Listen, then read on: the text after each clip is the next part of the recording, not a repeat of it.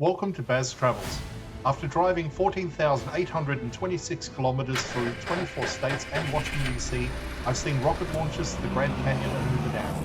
I've explored Route 66, ghost towns, deserts, snow, and beaches on both coasts. From Vegas casinos to Alcatraz, the White House to Hollywood. Join me for a journey of the ordinary and the extraordinary. Loading destination. Simulation starting in 3, 2, 1.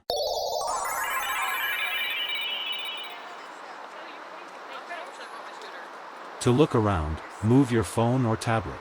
Click and drag if on a computer or move your head if using a VR headset. Please like and subscribe. The Chicago River looks like a normal river at first, but it behaves very differently because it was engineered to solve a problem that most cities never attempt to fix this way. The key detail is that the river does not flow in its natural direction anymore, and that changes what allowed Chicago to grow without contaminating its own water supply. Originally, the river flowed into Lake Michigan, which is also where the city draws its drinking water. As Chicago expanded in the 19th century, waste from industry and sewage entered the river and was carried directly towards the water source. That created a system where the city was effectively polluting its own supply, and it led to repeated outbreaks of disease.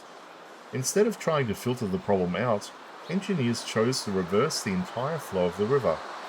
In 1900, the Chicago Sanitary and Ship Canal was completed, and this created a new pathway that redirected water away from the lake and towards the Mississippi River system. This is one of the few examples in the world where a river's direction has been permanently changed at this scale. That decision transformed the river from a health risk into a managed system, and it allowed the city to expand without the same level of contamination. What you're seeing now is a result of that engineering choice, still operating more than a century later. The river also functions as a transportation corridor, but its role has changed over time. Where it once carried freight and industrial traffic, it now supports the constant flow of architecture tour boats that move through the city.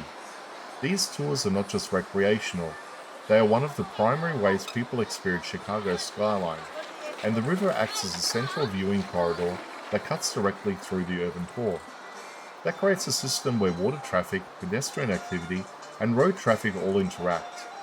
Bridges have to open to allow taller vessels through, which temporarily stops vehicles and gives priority to the river. This interaction is controlled rather than random, because bridge lifts are scheduled and coordinated to manage both types of movement. That means the river is not just a background feature, it actively influences how the city operates. Water quality has also changed significantly over time. What was once heavily polluted has been improved through regulation and treatment, allowing recreation use like kayaking and close interaction with the water. The result is a river that operates as infrastructure, transport corridor, and public space at the same time. It is not natural in the traditional sense, but it is designed to perform multiple roles within the city. That combination of engineering, control, and adaptation is what makes Chicago River different, because it is not just shaped by the city, it is actively managed as part of how the city functions.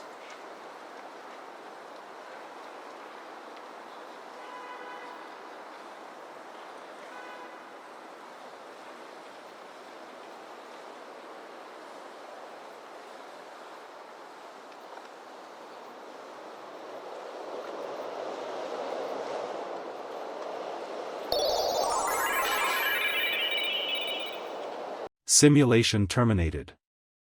Please comment, like and subscribe.